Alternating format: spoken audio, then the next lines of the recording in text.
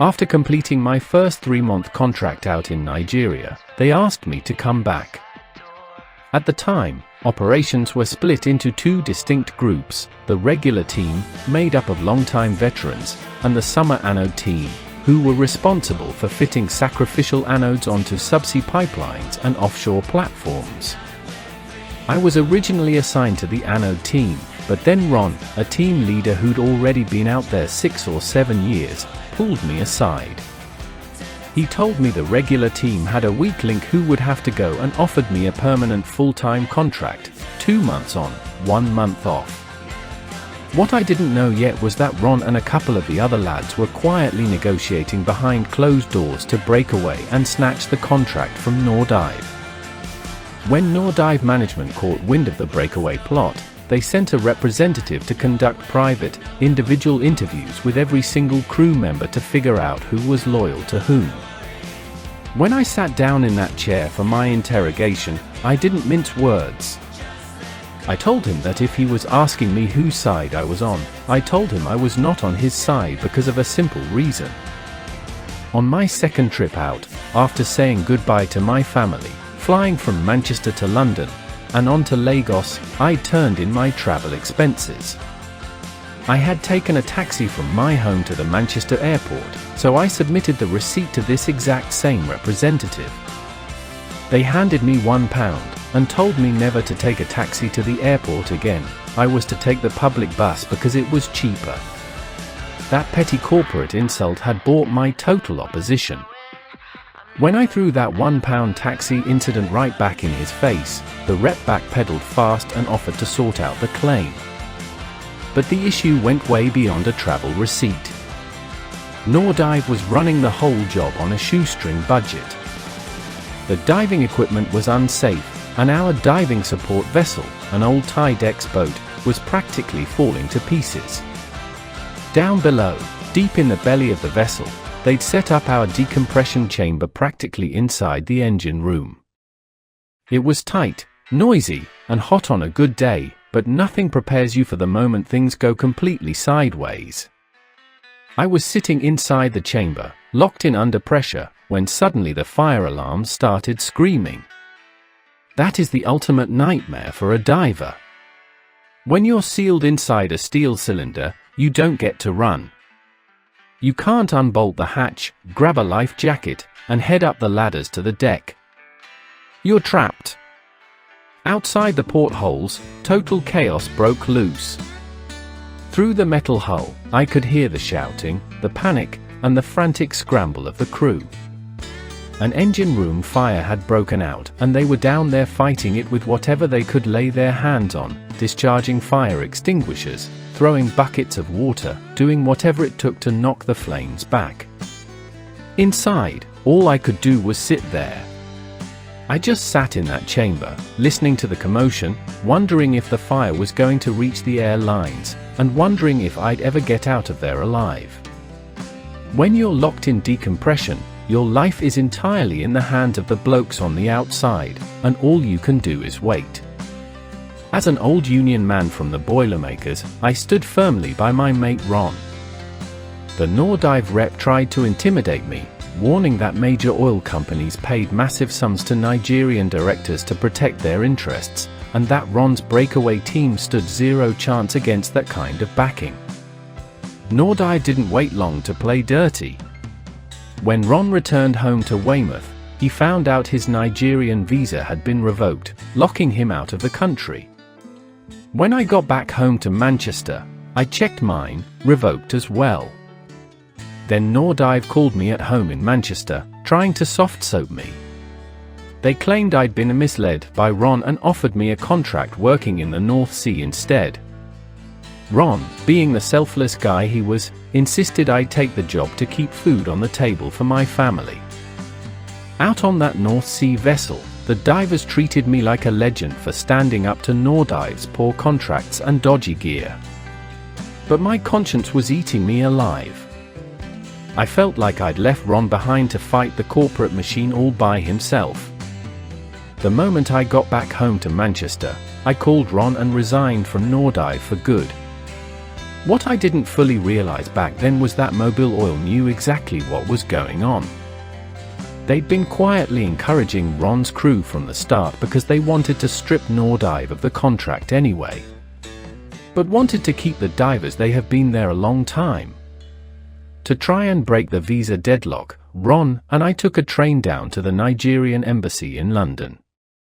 They ushered us into a room with Nigerian flags everywhere, and a high-ranking official sat us down and laid down a brutal ultimatum. He told us that he will tell us who we work for, and unless we put our tail between our legs and behave ourselves, you're not ever going to get a visa. We were cornered by corporate diplomacy and political pressure. But then, Nordive made a massive blunder. Falsely accusing their own head accountant, Dave Pooley, of spying for us, Nordive sacked him on the spot. Ron and I didn't hesitate. We immediately recruited Dave to join our company, which, at that point, was completely non-existent. It's the thought that counts. While Dave packed his bags for Lagos to start wrestling with local bureaucracy, Ron invited me down to Weymouth. My family stayed up in Manchester while I crashed at Ron's house. To keep money coming in, Ron and I took his boat out and put in 2 hard dives each a day, pulling scallops off the Weymouth coast, selling them to stay afloat while we waited for news from Lagos. We did that for 6 to 8 weeks, and honestly, I thought the whole Nigerian project was dead in the water. But behind closed doors, Mobil Oil stepped in hard. They told Nordive to back off and declared that the contract would be split between 2 diving teams and 2 diving support vessels. Starting an offshore diving operation requires a fortune, chartering ships, buying decompression chambers, full subsea gear, so Mobil put up all the funds themselves, completely bankrolling our setup. Don't quote me on that. The political side I never knew. I chipped in £2,000. We'd just finished a long day of scallop diving, and Ron was tying up the boat at Weymouth Quay. I walked over to a red public phone box by the dock to give my wife a call back in Manchester. As soon as she picked up, she blurted out that Dave Pooley had called. He had booked flight tickets for Ron and me to fly to Lagos the next morning. I didn't even have time to go home to Manchester. I walked straight back down to the quay, told Ron, and he thought I was pulling his leg. Once it finally sank in, we packed up our gear, went for a quick beer to celebrate, and boarded a plane to Lagos the next morning. When we got back out to West Africa, Ron pulled me aside after speaking with the core crew. He told me that because I'd stuck with them through thick and thin, through the revoked visas, the North Sea job, and the freezing scallop diving, they were offering me a full 1/5 share as a managing director of the company. I accepted right on the spot. A little later, I asked the boys should we not invite Dave Pooley as a director to honor the incredible work he'd done getting us set up. And a lot more to be done. They agreed, bringing us to 6 directors in total. Having respected Nigerian directors on our board in Lagos was crucial. Again, David Pooley set up without them. Navigating the local political and administrative landscape would have been impossible. About 12 months after we officially established Sea Weld, Mobil made their final move. They kicked Nordive off the contract overnight, leaving us in total control of the entire operation. We quickly expanded beyond just diving, turning Sea Weld into a full marine maintenance contractor. To avoid the massive costs and crawling speeds of traditional work barges, we chartered our own self-propelled vessel, the Royal Service. Equipped with a heavy-duty crane deck, the Royal Service could steam quickly between offshore platforms all across the oil fields, handling welding, construction, structural repairs, and routine maintenance whenever and wherever it was needed. The company took off. I spent nearly 20 years living that life with Sea Weld. But my offshore career came to an abrupt end on deck during heavy seas. The Royal Service was rolling hard in high swells when the crane driver picked up a massive load of steel beams. That swung violently out of control. just as I walked out on deck through a watertight door, crushing me straight against a steel bulkhead. By the next morning, my legs were virtually paralyzed. It was a journey back to the UK, because imaging technology back then wasn't what it is today. I could hardly walk. The pain in my back was just unbelievable. They put me into the Winterbourne Hospital under private care, and first of all, they tried about 10 days on traction. But that didn't do a single thing. So the next step was what they called manipulation. They took me down to the theatre and put me completely under anesthetic. Afterwards, they told me what it was like. The surgeon was working on me like some sumo wrestler. Bending, twitching, pulling me all over the place trying to set things right. But even under the anesthetic, the pain in my body was that severe. They could not continue, and when I woke up, that hadn't worked either. So the next move was what they called a myelogram. They don't really do them like that anymore, it's too dangerous. They injected dye right into your spine and looked on the X-ray for leakages. And that's when they found it. I'd damaged the base of my spine, and they were going to have to do surgery. I can tell you, after that surgery, for almost a year, it was absolute hell. I couldn't stand. I used to spend my days literally crawling around the floor. I was in a complete mess.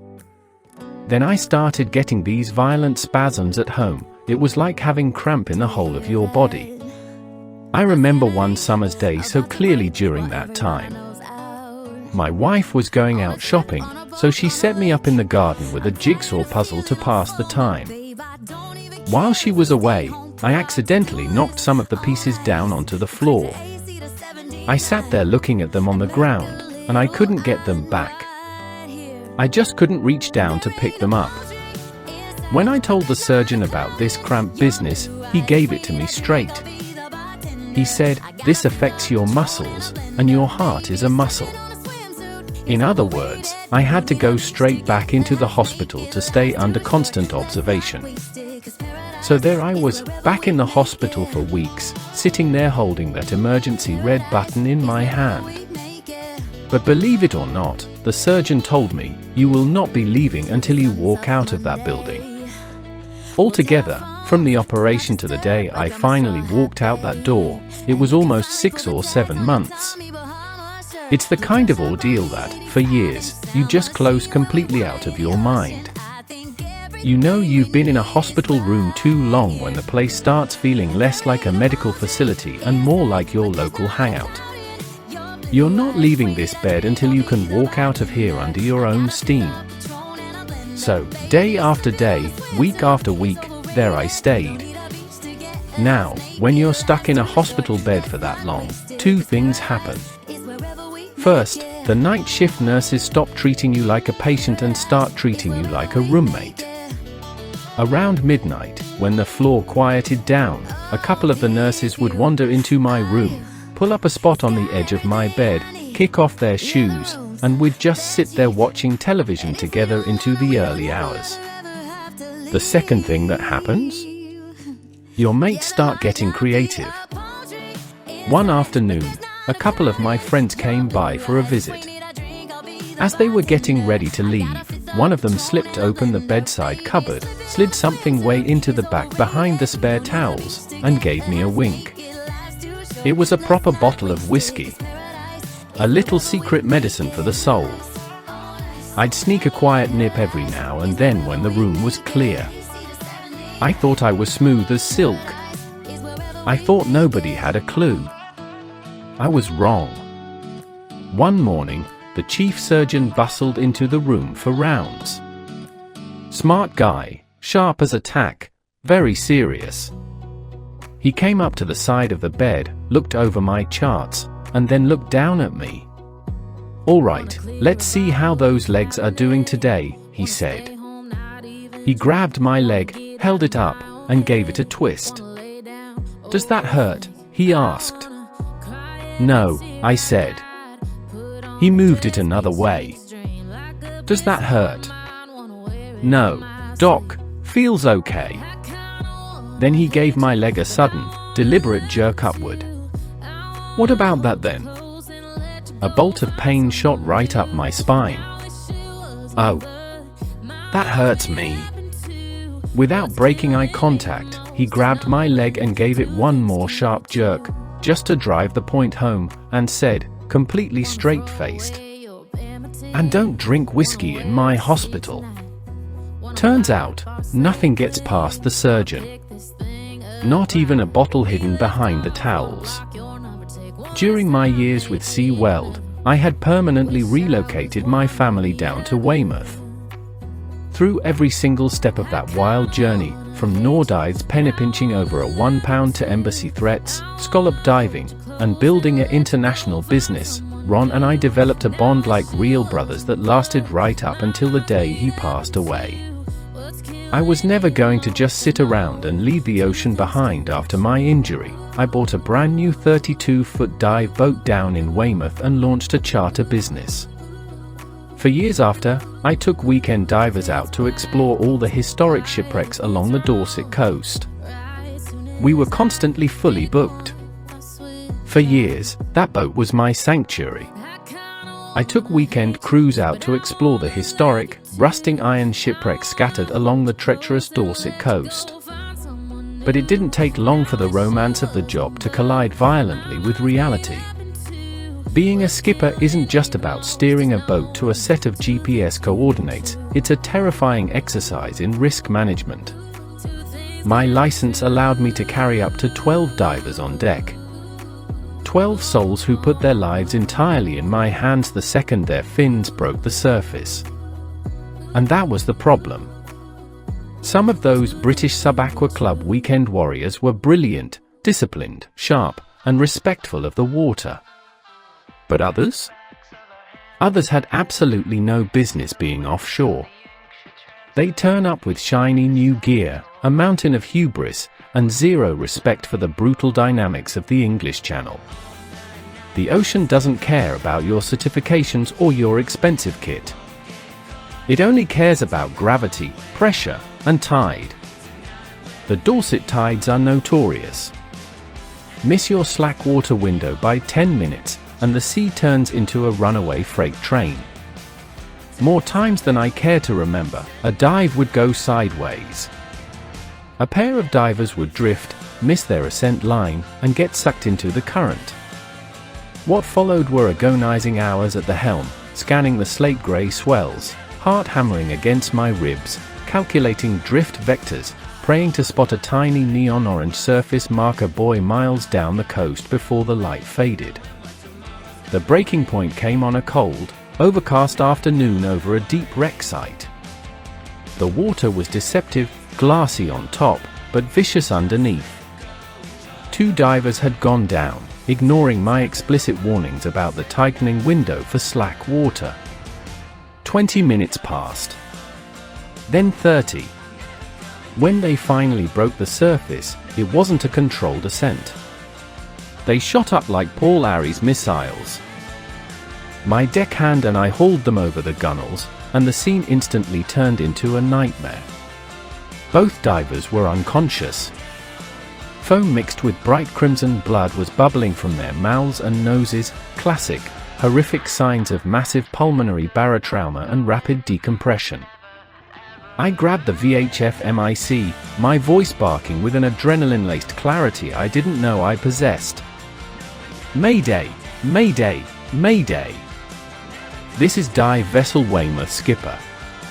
I have 2 unconscious divers, severe pulmonary barotrauma, bleeding from the mouth and nose. Position.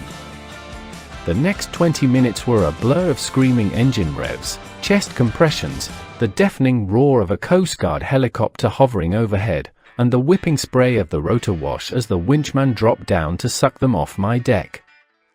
They survived, but the ghost of that afternoon hung over the wheelhouse forever. I looked out over the empty deck of my 32-foot boat a few weeks later.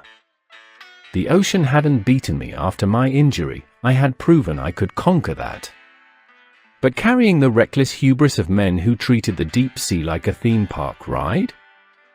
That was a tax my soul couldn't afford to pay any longer. After a few hair-raising years, I handed over the keys, sold the boat, and finally walked away on my own terms. I kept my life, I kept my sanity, and most importantly, I brought every single one of those 12 divers back to shore alive. Now, after all those years in heavy gear, freezing English waters, and tropical oil fields, I'm fully retired, living out here in North Cyprus soaking up the Mediterranean sun with my lovely wife Brenda. There is not a single day that goes by where I'm not thinking about making diving films or diving stories. I lived nearly all my life as a diver, and that world never really leaves your blood. I just love the memories, the banter, the danger, and the incredible stories of what we pulled off. Sitting out here under the Cyprus sun, I look back on it all knowing we built something real, and we lived a life like no other. That brings us to the close of part 5, and the end of this chapter of my story through the mobile oil fields of West Africa. Looking back across those years, the tight spaces, the high-stakes work, and the incredible characters I shared the deck with, it reminds me just how unpredictable, yet remarkable, life's path can be. Thank you for tuning in, for listening, and for joining me on this journey through the past. Until next time, take care of yourselves, and enjoy every moment of life together.